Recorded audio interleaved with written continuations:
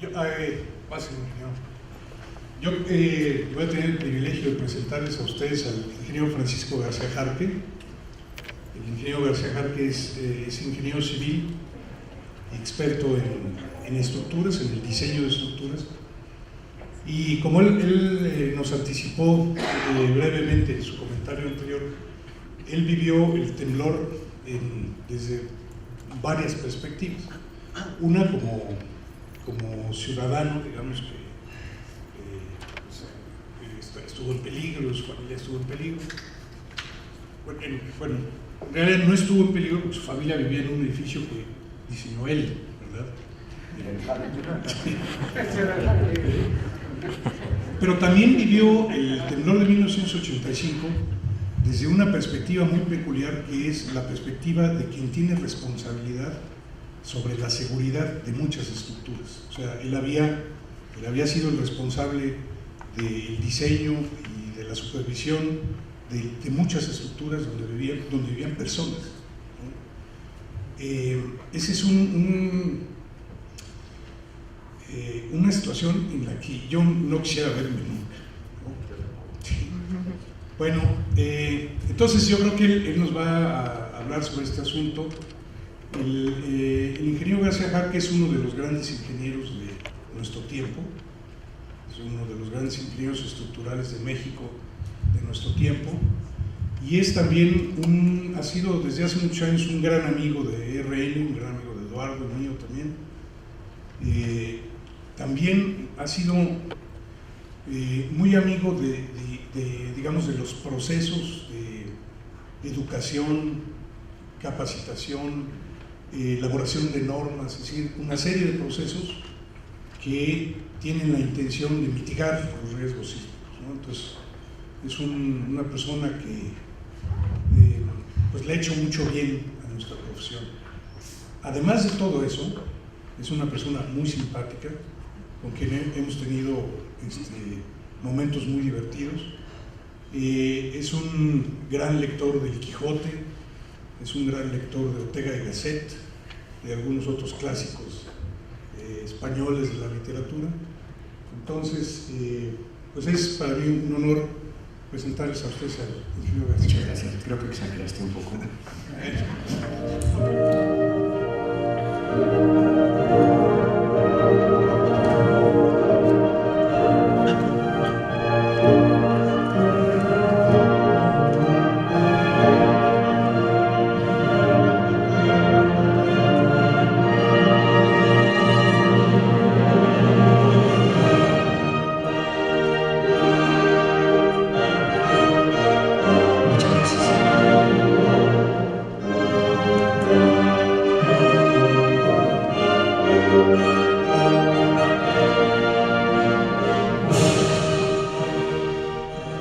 Bueno, es una buena introducción esta sinfonía de Camille Saint-Saëns porque nos sensibiliza un poquitito más con el aspecto humano. Después de la presentación de hace un rato, no tiene sentido que yo esté aquí. La verdad, cuando uno escucha vivencias humanas, las condiciones verdaderamente lo sensibilizan a uno y a veces le impiden expresar lo que uno piensa y lo que uno ha vivido de este tipo de situaciones. También creo que el doctor Ordaz exageró un poco, pero bueno, me da gusto estar aquí con ustedes y también me gustaría conocer los puntos de vista de las personas que estén aquí cuando hayamos visto esta breve presentación que me pidió el doctor Ordaz. Empezando con algo del Quijote, las venturas y desventuras siempre empiezan por lo poco, Sancho. Eso es cierto. Esos procesos que vivimos nosotros en los aspectos de aprendizaje siempre empiezan por lo poco. Buenas tardes a todos los asistentes. Gracias a ERN por esta invitación y al doctor Mario Ordaz por quitarme la tranquilidad que debe vivirse en la llamada con eufemismo la tercera edad. Esa etapa de vida que Gabriel García Márquez define en su libro No se asusten, Memorias de mis putas tristes. La vejez es esa etapa de vida en la que uno no lo siente por dentro, pero todo mundo lo aprecia desde afuera. Hace justo 17 días me solicitó, eso sí, muy amablemente, esta participación para festejar un nuevo año de la empresa que ha constituido con Eduardo Reynoso. Gracias, Mario, gracias, Eduardo. Es para mí un honor poder expresar algunas ideas y puntos de vista muy personales de un tema tan interesante, absorbente, preocupante y en muchos casos desquiciante como lo que acabamos de ver, como lo es hablar del sismo de 1985, lo que se vivió y, por supuesto, del impredecible futuro que a muchos nos agobia. Sin duda, evaluar y analizar los riesgos naturales es una labor digna de elogio, por lo que esto representa para la sociedad. Nuestra profesión es y tiene un carácter eminentemente social, o no tendría sentido ejercerla. Al invitarme el doctor Ordaz, me indicó claramente que el auditorio estaría constituido por personas cuya actividad profesional se desarrolla en torno al mundo de los imprescindibles seguros. Desconozco su importancia e influencia, pero estoy convencido de que día a día esta profesión será más requerida y su crecimiento tendrá una gran importancia. Permítanme una breve digresión. Hace justo un año nos involucramos en un proyecto de un edificio de una de seguros, precisamente para compañía de seguros, que se ubica en el sur de la Ciudad de México.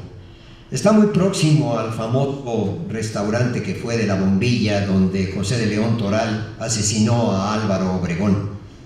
Y narro esto porque me vino a la memoria la compañía de seguros, la proximidad de La Bombilla, el asesinato de Obregón, porque hace 45 años conocí a un personaje que seguramente ustedes han oído hablar de ella. Se llama Concepción Acevedo de la Llata, alias la Madre Conchita.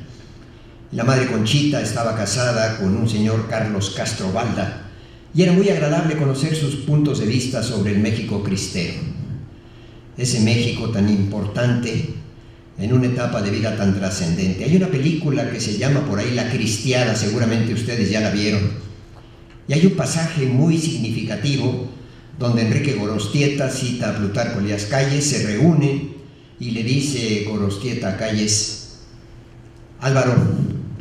Plutarco, estás en territorio cristero. Y Plutarco Elías Calles, con toda la sensibilidad que lo caracterizaba, le dice: no seas pendejo, Enrique, esto es México. Tenía razón, esto es México, es el mejor país que tenemos y debemos cuidar, empezando por este tipo de problemas. Pero hoy también tenemos que hablar de historia. No sé de quién sea la frase, yo se la leí a José Vasconcelos: los pueblos que no saben historia están condenados a volver a vivirla. Es muy importante esos aspectos porque nos permiten sensibilizarnos en el aspecto de lo que ha sucedido y de lo que puede llegar a suceder después. Ojalá y la emoción que tengo aquí no haga que perturbe las condiciones de la propuesta que voy a presentarles. No sé si se alcance a leer, pero los sismos no son nuevos. Al 6º año del reinado del rey Axayácatl, tembló la tierra, y fue tan recio el temblor que no solo se cayeron muchas casas, pero los montes y sierras y muchas partes se desmoronaron y deshicieron. Después de este espantoso terremoto, Axayácatl venció a los de Malacatepec y Coatepec, Fray Juan de Torquemada, hace 550 años. En la etapa colonial también se dispone de evidencias. Aquella noche hizo tan grande un temblor de tierra que pensamos que se hundía el mundo y duró espacio de 3 salmos de miserere. Los frailes, hincados de rodillas en un corral con linda luna, veían dar vaivenes a las casas y los indios daban gritos. Y Fray Jordán, asombrado, daba voces diciendo: Jesucristo, Señor, por estos perversos cristianos haces esto. Fray Francisco Jiménez, 1690, 325 años. Estos conceptos, bellos conceptos, los he tenido de un bello libro que se llama Los sismos en la historia de México. Uno de sus autores es muy amigo de Mario Ordaz, es el doctor Suárez Reynoso, que ha estudiado a profundidad estos aspectos históricos y conoce de sismología. y hoy, con el apoyo de las nuevas tecnologías, realiza importantes aportaciones para el mejor estudio, conocimiento de estos fenómenos que tanto preocupan y afectan a la sociedad actual. Máxime tratándose de una ciudad como la nuestra, con una altísima densidad de población y cuyo crecimiento poblacional está totalmente fuera del control de las autoridades. Si algunos de ustedes han viajado en metro y han llegado a la estación de Tacuba, por curiosidad háganlo a las 7 de la tarde y verán las condiciones de esa densidad de población. Si tengo tiempo, al final me gustaría leerles un poema de Rubén Bonifaz Nuño. Todos nosotros somos testigos y cómplices de este desafortunado acontecimiento, este crecimiento que desgraciadamente nos ha rebasado a todos. En su presentación, el doctor Suárez Reynoso indica por qué estudiar la historia sísmica de México, y se apoya en un pensamiento de Augusto Comte. Para entender una ciencia es necesario conocer su historia. En uno de los párrafos menciona que en el siglo XX nos han afectado varios sismos con magnitudes superiores a los 7.5 grados Richter. A nosotros como ingenieros la magnitud tiene su importancia, lo veremos un poco más, pero lo que genera esa magnitud, que después se traduce en aceleraciones, es lo que nosotros utilizamos para el estudio de las estructuras. Apoyándome en estos conceptos, la Iglesia, industrializadora de angustias, en la época colonial, veía la ocurrencia de estos sismos como un castigo celestial. Hoy es importante conocer estos fenómenos, primero históricamente, cuando no se disponía de la alta tecnología ni de la instrumentación que hoy tenemos. Para proseguir con esta breve presentación, leí hace tiempo algunos argumentos desde un punto de vista cultural en el cual la historia es verdaderamente importante. Y me refiero a unos puntos de vista de un escritor, Paco Ignacio Taibo, en donde indica lo siguiente: nadie ha sido responsabilizado por lo que evidentemente fueron fraudes en la construcción. Sí los hubo en el caso de lo que acaba de narrar la señora Thié. Fraudes de quien sin duda tienen responsabilidad criminal. Se vinieron abajo escuelas, hospitales, edificios públicos. ¡Qué vergüenza!, dice Paco Ignacio Taibo. No se cayeron edificios coloniales. Sí es cierto que hubo deficiencias y desconocimientos en el proyecto y en la construcción. Sí es cierto que hubo corrupción en procesos constructivos. Sí es cierto que no se responsabilizó a nadie. Sí es cierto que la historia de los sismos anteriores, 57, 62, 79, que quizá muchos de ustedes no vivieron, debió enseñarnos algo. Pero también es cierto que una ciudad como la que existía en 1975 no había sido excitada por un sismo como el que se presentó. Ahora bien, yo me pregunto, y ustedes también se lo pueden hacer, ¿por qué coinciden en el mismo punto geográfico los mayores efectos sísmicos de los sismos de 57, 62, 79 y 85?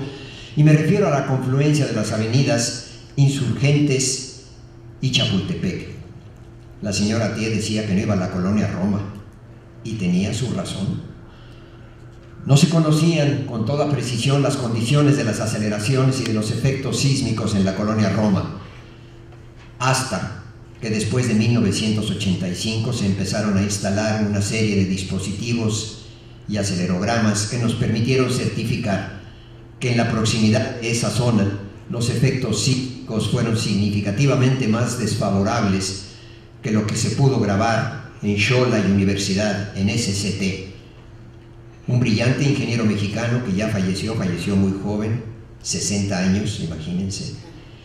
Había grabado esos datos y Jorge Prince, unos cuantos días después del sismo, reveló esos acelerogramas que nos empezaron a concientizar de las condiciones en las cuales la Ciudad de México había sido sometida a ese sismo.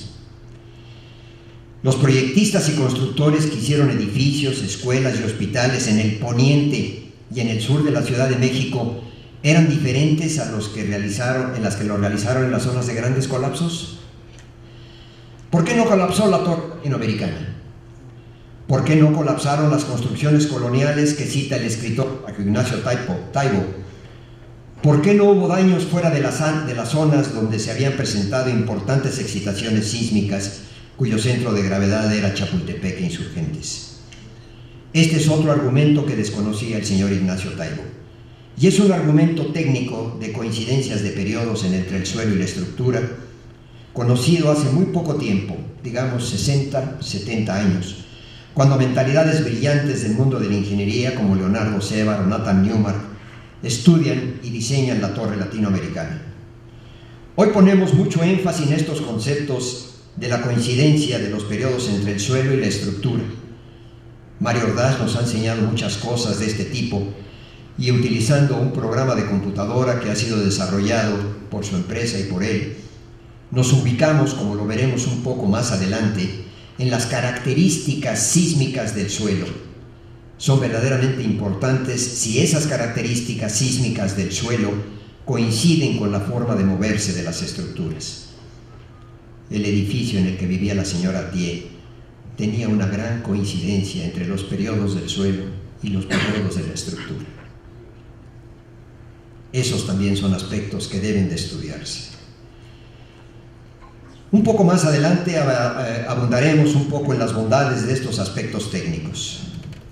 Ustedes, como empresas de seguros, no analizan sismos en Cancún, tampoco acciones eólicas significativas en la Ciudad de México.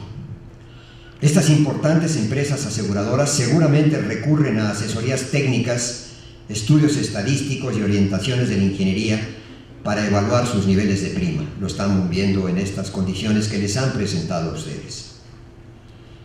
Justo como lo hacen con los gastos médicos, y díganmelo a mí, que hoy soy el mejor accionista de los hospitales privados.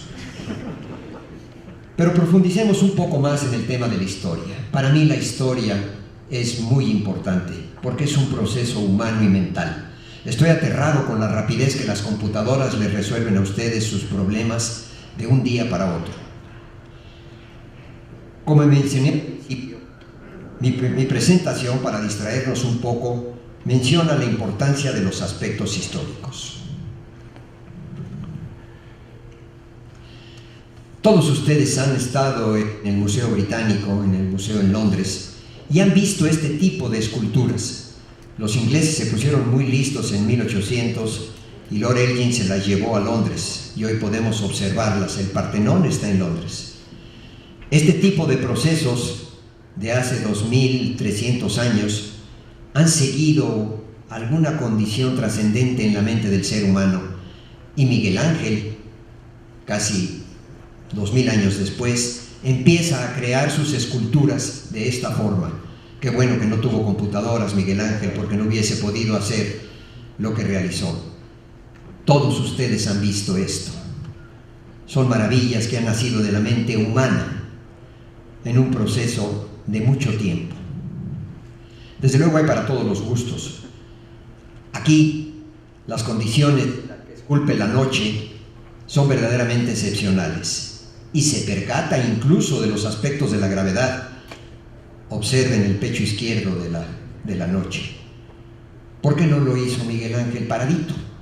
Porque la gravedad influía, y es muy importante para los efectos a los que nos enfrentamos nosotros. Hace 200 años las esculturas han progresado tanto que se llegan a esculpir estatuas como esta, con una belleza indescriptible. Son procesos humanos. Todos ustedes lo conocen, todos ustedes lo han visto, todos ustedes saben su calidad, pero sus partituras eran un desastre. Así las escribía, borraba, tachaba, corregía. Son procesos humanos. Son procesos humanos que hoy deben sensibilizarnos. Creo que es importante conocerlos. También Rafael hacía estos bosquejos. Y esos bosquejos le permitían después llegar a tener pinturas que hoy tenemos la dicha de gozar. El señor que hace rato habló, lástima, lo debería haber hecho en italiano porque es más bonito que el inglés. Perdón si hay alguien que pero el italiano suena muy bonito. Los italianos, que es la cuna del arte, gozan de estas maravillas. Estas concepciones poco a poco se han ido engendrando. A mí me pasa lo mismo. Este es un bosquejo mío y yo debo empezar por hacer estas cosas para después poder llegar a los diseños que nos van ubicando en los procesos del diseño de edificios. No le tengan miedo a edificios altos. Los edificios altos son menos vulnerables que los edificios, lo veremos un poco más adelante, que se encuentran en cierto rango y que pueden estar en formas semejantes de moverse al suelo.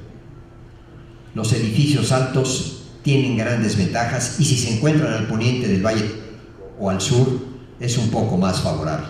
Este es el proceso que seguimos cuando diseñamos estructuras. Antes de meternos a la computadora, configuramos las estructuras y llegamos a este tipo de soluciones. Aquí está un ejemplo de la torre latinoamericana. 60 años. La primera torre fue concebida de un cierto número de niveles, 27. Cuando Newmark y Sebar se percatan de esto, se dan cuenta de la importancia que tenía la forma de moverse del suelo allí, frente a Bellas Artes, y el tipo de estructura. Y toman la decisión de hacer una torre significativamente más alta. Observen la flechita verde, la línea verde que se encuentra en el centro de lo que se llaman los espectros de sitio. Ordaz y Reynoso los conocen maravillosamente bien. Ellos nos han sensibilizado con esto. Se corre hacia la derecha y las condiciones de respuesta son menos críticas. Don Leonardo Sebar también tuvo algunos problemillas. Muy cerca de aquí, en las esquinas de Isabela Católica e Uruguay, había un edificio famoso por sus condiciones financieras, es la Nacional Financiera, y el edificio colapsó en 1985, porque los periodos dominantes del suelo coincidían con los periodos de la estructura. Sebar, en pequeño comité, decía que el edificio se había quemado en el 4º piso durante su proceso constructivo, y eso propició que estuviesen debilitados algunos elementos, y el edificio colapsa. Pero estos aprendizajes nos han ido permitiendo conocer algunos aspectos que son importantes para los diseños de las estructuras. Estas son las historias, como decía hace un momento el doctor Ordaz, en las que hay que involucrarse. Los aspectos de las variaciones de los coeficientes sísmicos. Antes de 1957 y hasta 1976 se utilizaban coeficientes sísmicos un poco menores, y hoy los afectamos de un aspecto, no les quito su tiempo con estas estupideces, que se llama factor de comportamiento sísmico. Se han subido los coeficientes sísmicos, los afectamos de un factor de comportamiento sísmico o ductilidad. Para nosotros la ductilidad es la capacidad de deformación que tiene una estructura sin romperse. Pero en última instancia, la estructura, si bien es cierto que protege lo que existe en el interior, si se dañan los elementos no estructurales, como un muro, como un cancel, como los muebles que salvaron a la señora Atié, pues no tendría sentido habitar esa estructura. Esta historia de los coeficientes sísmicos ha ido evolucionando, y Mario Ordaz, junto con otros investigadores, pretenden incrementarlos otro poquito. Él tiene algunos estudios que estos coeficientes sísmicos se van a subir un poco más. También limitamos un poco las distorsiones de los entrepisos, esos desplazamientos que percibimos cuando estamos en una estructura, y hemos sido un poco más exigentes en estos aspectos de tipo reglamentario. Créanme que sí hay gente e investigadores y profesionales que se preocupan por esto. Sufrimos un poquito para que las autoridades nos hagan caso, pero sí es importante concientizarlas. Cuando son estructuras un poco especiales, como un hospital o un museo o una escuela, subimos un poco esos valores para darle una sobreresistencia. Son aspectos técnicos que a ustedes no les preocupan mucho, pero sí se estudian estas condiciones. Rápidamente pasaré estos valores para que nos sensibilicemos y veamos que sí se han incrementado esos coeficientes sísmicos y se piensa que se pueden incrementar un poco más. Pero, independientemente de estos aspectos de incrementos de los coeficientes sísmicos, los conceptos que tocaré un poco más adelante de estructuración, de conceptualización, y trabajaré y mencionaré un poco con aspectos arquitectónicos. No sé si aquí hay algún arquitecto, pero los arquitectos también tienen que corresponsabilizarse con estos aspectos, además de las autoridades. En resumen, estos son los valores que se han incrementado, en algunos casos en valores superiores a 2, fundamentalmente en las zonas más excitadas. La Ciudad de México podemos dividirla básicamente en 3 zonas. Zona de terreno compresible, que es el fondo del lago, zona de transición hasta donde llegaba el lago, y zona de terreno firme, como esta donde nos encontramos. Las excitaciones sísmicas son las mismas que vienen de los efectos de subducción, pero cuando llegan al Valle de México, en las zonas de terreno compresible se amplifican y es donde se presentan los daños. Estos argumentos son muy importantes. Este hombre todavía vive, va a cumplir 90 años. Es el ingeniero Óscar de Bueno. Es una gente muy brillante, muy capaz, y vale la pena platicar y discutir con él. Yo siempre que discuto con él, discuto de la Guerra Civil Española o de religión. Y vale la pena conocer los argumentos de esta gente. Eso que él indica, de que los edificios que coincidían con la forma de moverse del suelo fueron los más afectados. Otro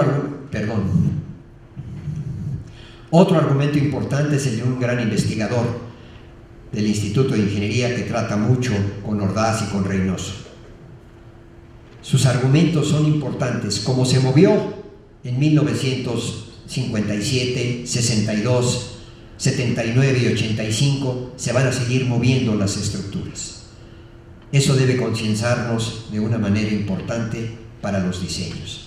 Aunque últimamente también han encontrado que las condiciones del suelo se han modificado por la excesiva extracción de agua que estamos viviendo. Todos ustedes y yo somos culpables, porque nos consumimos 70 metros cúbicos de agua por segundo. Y gran parte de esa agua la obtenemos del subsuelo, por lo menos del orden de unos 40 o 45 metros cúbicos de agua por segundo. Y generamos consolidación regional. Y este aspecto de los periodos tiende a modificarse un poco. No puedo hablar de ello porque las personas que me invitaron saben mucho más de esto. Esta es una experiencia personal. Un edificio ubicado en Sonora y Ámsterdam, diseñado antes de 1985. En 1979 experimentó deformaciones importantes y esas deformaciones propiciaron que se dañaran los elementos divisorios no estructurales. Entre 1979, el sismo de la Ibero, y 1985 se estudió, se encontraron vicios constructivos y un viejo amigo mío que ya falleció, Enrique del Valle Calderón, visitándolo, me dijo: sácalo del periodo dominante del suelo.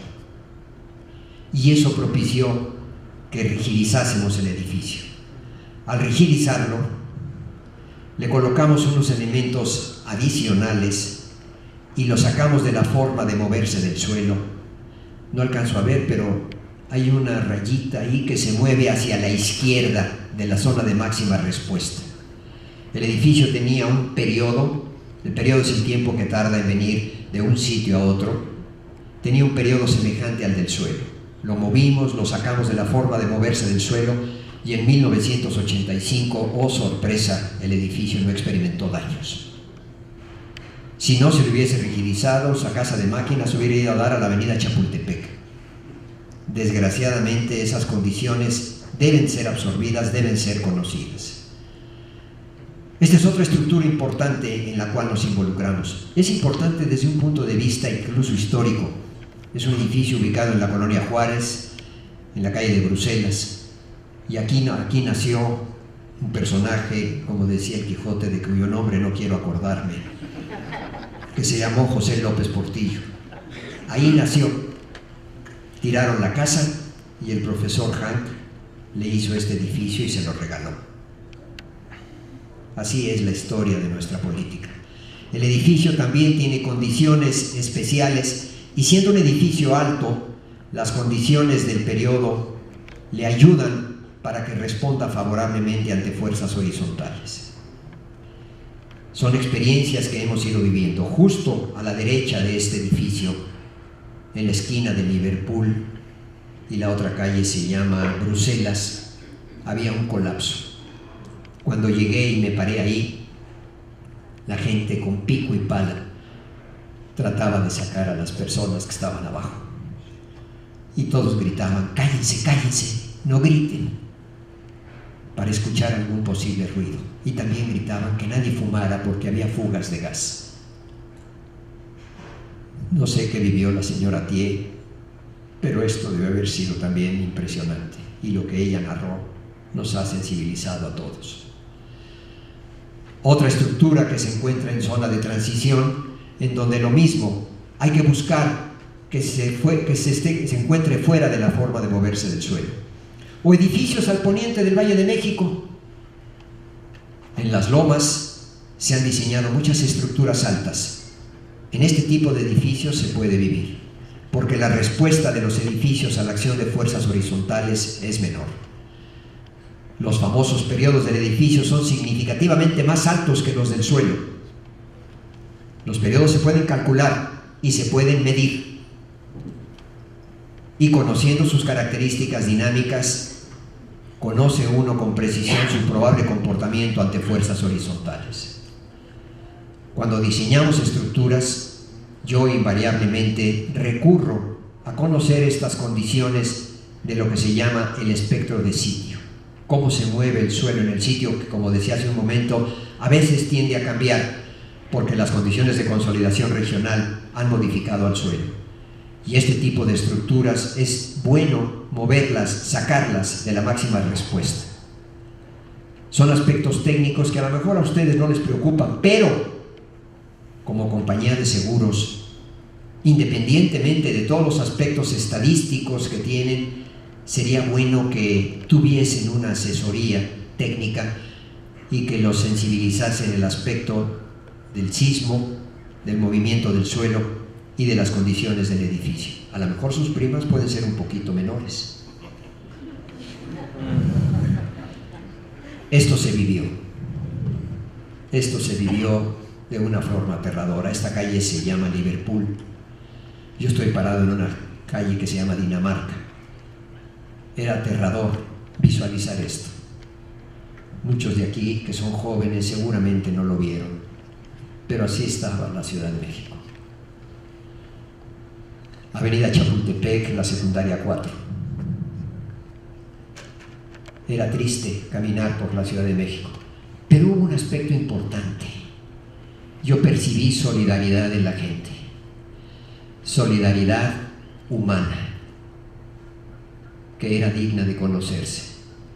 La Cruz Roja llegó a decir: ya no me traigan cosas, porque la solidaridad de la gente los ayudó a resolver problemas en función de la capacidad de cada uno de los que aportaban. También había daños, no en las estructuras, en los muebles de las estructuras. Este es un edificio ubicado en el Paseo de la Reforma que perteneció durante muchos años a Aseguradora Mexicana. Cuando el licenciado López Aguilar me pidió que lo revisara y llegué al sitio, dije: no tiene daño su estructura, se le cayeron todos sus acabados, licenciado, nada más. Dice: sí, ingeniero, pero ya nadie quiere ir a trabajar aquí. Y tenía razón. El policía que estaba ahí durante el sismo dice: ingeniero, me tuve que acostar en el suelo. Este es un concepto muy importante. Todavía vive, es un profesor argentino que trabajó muchos años en la Universidad de California, y él decía: si yo tuviera que vivir en un edificio calculado con métodos exactos con computadora pero mal estructurado, o en uno bien estructurado calculado con métodos aproximados, viviría en el segundo. Esa concepción de la estructuración es muy importante, y hoy hemos caído un poquitito en el gambito que la arquitectura nos propone. son aspectos que también deben ser visualizados. Hoy las tecnologías nos permiten hacer modelos de los edificios que nos llevan a conocer estas características con certificaciones numéricas muy precisas. Yo no podría vivir sin computadoras, confieso que no las manejo como los jóvenes, Soy un auténtico analfabeta cibernético. Pero los jóvenes hoy hacen maravillas con estos análisis. Y yo invariablemente recurro a métodos aproximados. Y cuando quiero conocer las características de una columna, hago lo fácil, divido la carga entre el área. Y si los esfuerzos me dan en rangos razonables, las acepto. Y si no, las modificamos. Obtenemos todos estos aspectos que son de tipo técnico, diagramas de cortantes, diagramas de flexiones. Incluso este tipo de edificios, las computadoras le dejan a ver uno cómo se mueve. Esto no es mío, es de un hijo mío, Tengo la, no sé si virtud o desgracia, de que de mis 3 hijos hombres, los 3 hacen lo mismo que yo. Yo creo que no entendieron. Y ellos son capaces para hacer este tipo de cosas. Incluso uno de ellos, en su tesis de maestría, una cosa de esas, metió el sismo, como se ve en la parte inferior, y se ve cómo se empieza el sismo a afectar a la estructura. Eso es un acelerograma que Ordaz y Reynoso conocen mucho mejor que yo, y esa es la forma en cómo se mete y se simula los movimientos que van experimentando las estructuras. Si ustedes están parados en el piso 15, las condiciones son difíciles, pero hay que impedir que esos movimientos lleguen a valores tales que generen unas distorsiones entre piso y daños en los elementos no estructurales. Por eso es bueno hacer este tipo de estudios, pero partiendo de una concepción adecuada. Estos aspectos también son importantes.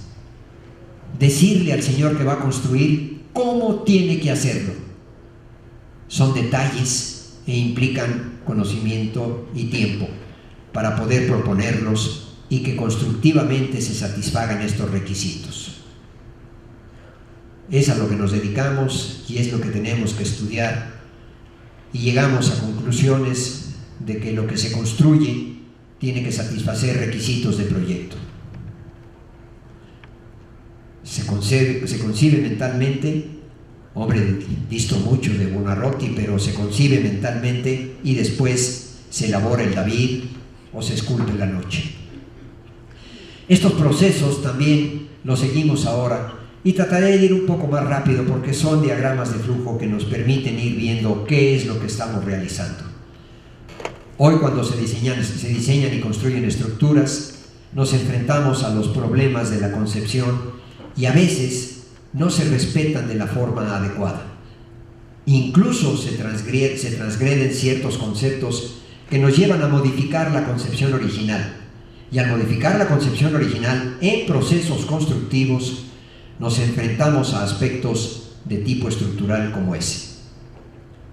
Ese murito no tenía sentido, lo colocaron, restringió a la columna, la hizo corta, la columna tuvo más rigidez y se generó el problema.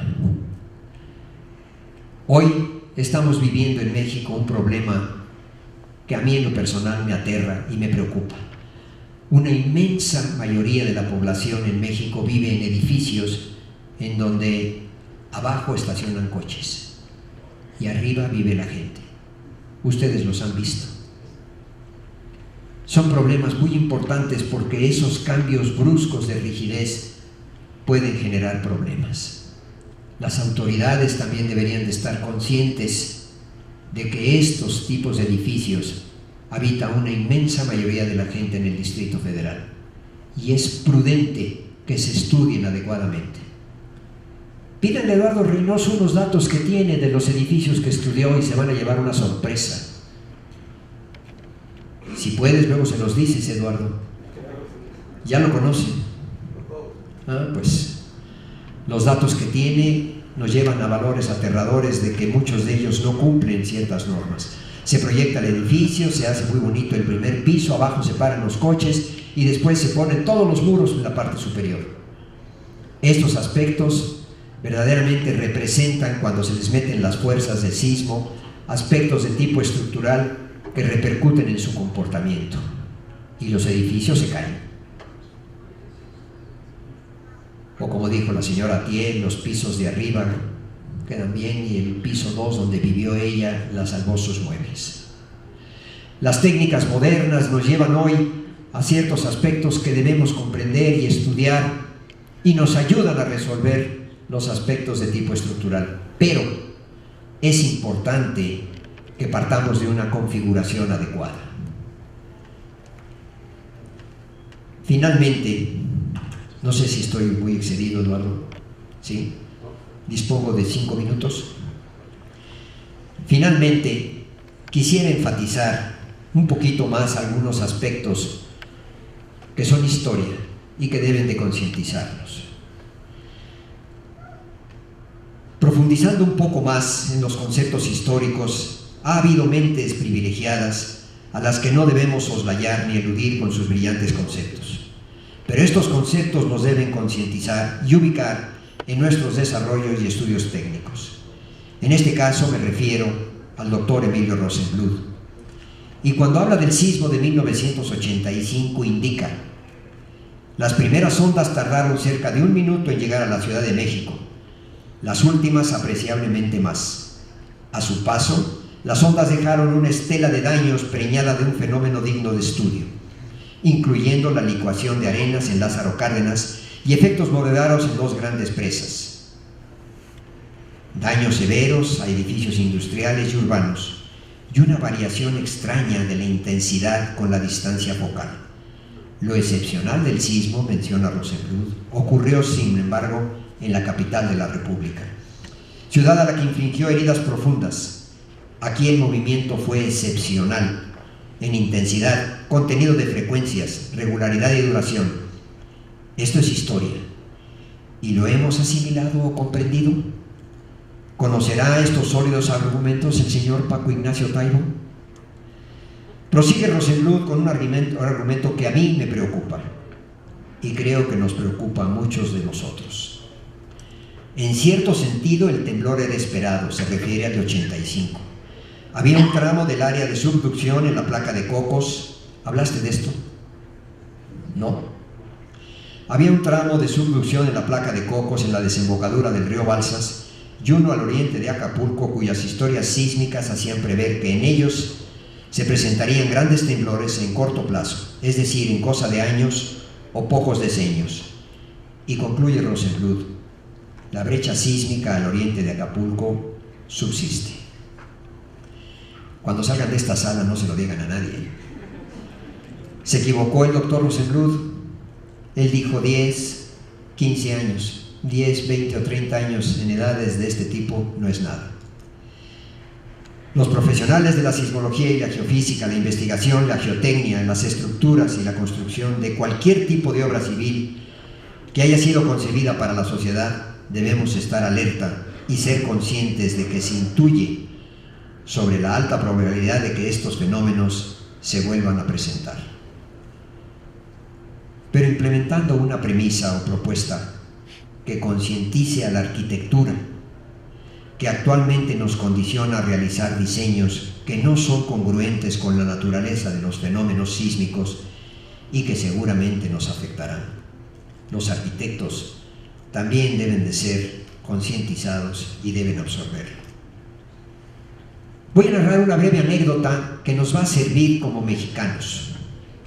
En noviembre del año pasado, en un congreso de ingeniería estructural en Puerto Vallarta, se invitó a un ingeniero chileno para que diese una plática, una conferencia magistral. Los chilenos tienen problemas sísmicos significativamente más fuertes que los nuestros. El ingeniero se llama René Lagos, lo vi pasear por el malecón, me acerqué, lo invité a cenar, nos hicimos amigos y en cartas posteriores un día le pregunté y le dije: ¿cuál es tu relación con los arquitectos? ¿Cómo trabajas con ellos para lograr que entiendan tus conceptos? Y me dio una respuesta que a mí me dejó un poco alterado y que ojalá y pudiésemos comprender. Parece increíble, dice, pero es el mercado el que controla lo que se puede o no hacer en Chile. Por cierto, está interesante el fútbol, hoy juega Colombia-Brasil, ¿verdad? Los chilenos viven ese problema de una manera importante y la sociedad, ustedes, nosotros, las autoridades deben estar conscientes de ese concepto. Vivir en lugares en donde se intuya que su estudio, su proceso de análisis, de diseño y constructivo han sido adecuadamente realizados. Yo me he enfrentado a casos en que las personas que me conocen me han dicho: ¿vivirías aquí? Le dije: consígueme planos. Y en pequeño comité le digo: busca otro. Eso es importante. Finalizando ya, creo que es importante que todos nosotros, que tenemos un especial afecto por nuestra ciudad y por nuestro país, no lloremos lo que se ha presentado, sino que seamos capaces de que con conocimiento, con profesionalismo, con honestidad y compasión, busquemos el mejor y adecuado comportamiento de las estructuras en las que habitamos, con nuestros hijos y con la sociedad mexicana. Muchas gracias.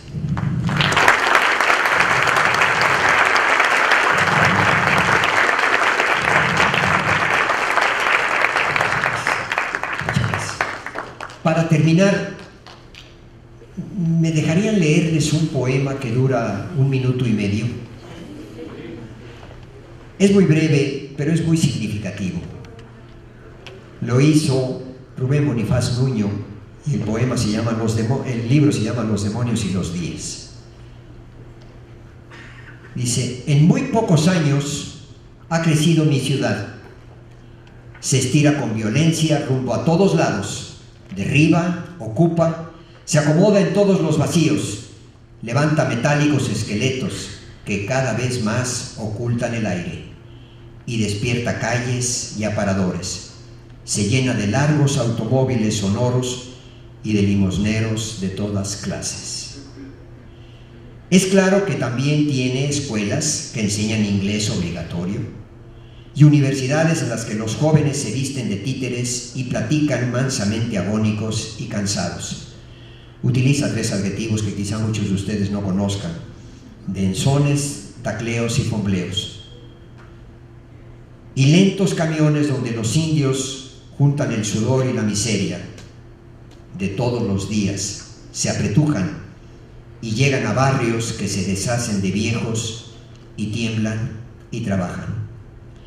Y también hay bellos nadadores, ciclistas plácidos, iglesias, rincones para turistas y torres de vidrio y sótanos líquidos, y estufas y mugre y gasolina y asfalto, y un sol que calienta y acongoja a más de 3 millones de almas enfermas. 1955. Muchas gracias.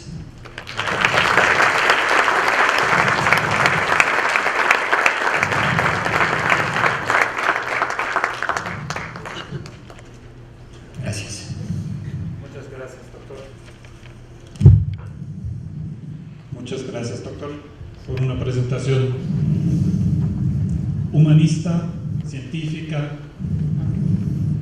y impresionante, de una profundidad, de una amplitud de temas que pocas veces se ha visto. Felicitaciones para esto. Realmente era un placer atender esa presentación. Muchas gracias. Muchas gracias. Yo creo que antes del almuerzo nos queda tiempo para varias preguntas. Imagino que hay muchas. Ahí, Buenas tardes, ingeniero Faustino. Pues ya me hizo pensar si la velocidad en la que ondula mi edificio es la correcta a la aceleración del piso, ¿no? Donde está. Yo vivo aproximadamente por la Roma, entonces, como sabrá, ya me preocupé, ¿no? ¿Qué me recomienda usted? Digo, entre todos los vecinos, ¿a quién pudiéramos acudir para que nos ayude a darle un visto bueno o que nos informe si la estructura de nuestro edificio es la correcta a la zona. Mire, es de reciente creación y creo que le puede dar muy buen resultado. Hay un instituto que se llama Instituto de Seguridad de las Construcciones. Está ubicado en diagonal 20 de noviembre, muy cerca de la Plaza de Tlaxcuaque. No sé la dirección precisa, pero en el Instituto de Seguridad de las Construcciones, si usted tiene alguna duda de su edificio, de las condiciones en las que está, recurra a ellos. Tienen gentes capaces. Hombre, también hay gente que trabaja en el gobierno, que trabaja. Y son gentes que le pueden ayudar a resolver su problema de incertidumbre. Instituto de Seguridad de las Construcciones. Por nada.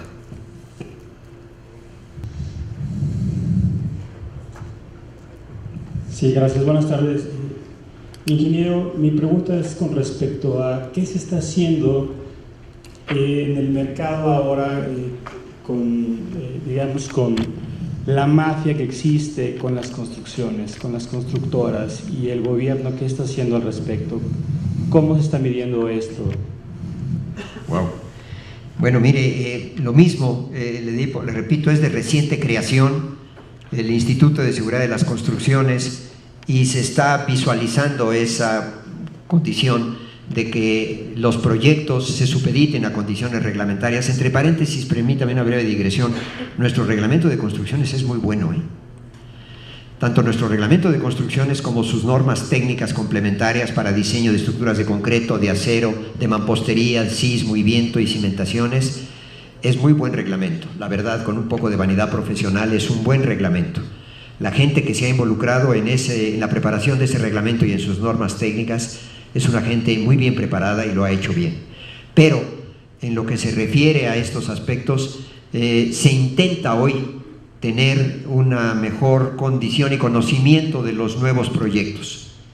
Cuando se le ha preguntado al director del Instituto de Seguridad de las Construcciones qué pasa con lo que hay, habla él de 280,000 construcciones, es prácticamente imposible las condiciones de supervisión de todas. Hace 30 años, cuando se presenta el efecto del sismo, el señor jefe del gobierno en la Dirección de Obras Públicas, un ingeniero que ya falleció, Francisco Noreña, se enfrentó al problema y dice: ¿qué hago?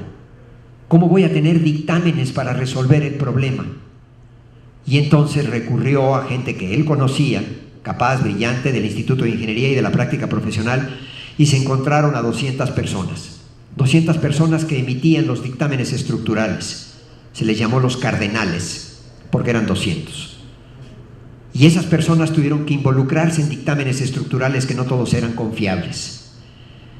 El problema es difícil y serio. Después de esto se ha formado una figura de una persona profesional que se llama corresponsable en seguridad estructural. Pero son 200 y 100 no han pagado su cuota. No se rían, es triste, pero es verdad. Entonces, el problema nos puede rebasar y, como decía el doctor Ordaz hace un rato, es muy importante que las autoridades se concienticen del problema. Ya logramos una reunión con el señor jefe de gobierno y me consta que ha puesto atención, y nos ha canalizado con los subalternos que lo conocen, pero el problema, si se llega a presentar algo semejante, puede ser difícil de resolver. Hola, buenas tardes. Mi pregunta es más bien, yo creo que es un tema de ingeniería. Un poquito más fuerte, si es tan amable. Creo que mi pregunta es más bien como de ingeniería o de arquitectura, dado que no conozco mucho del tema. Yo soy de la Ciudad de México, igual estuve en el 85. Actualmente tengo 10 años viviendo en la ciudad de Monterrey. Cuando yo estoy en la ciudad y veo cuando están haciendo las edificaciones, veo algo que hacen distinto a la Ciudad de México. ¿En Monterrey? Exacto, y yo cuestiono por qué lo hacen. Hacen unos hoyos impresionantes, cavan y cavan y cavan, ¿no? Y pregunté por qué cavaban tanto, o por qué cada que hacen así, sea una casita, un edificio enorme, el pozo que hacen es muy, muy grande.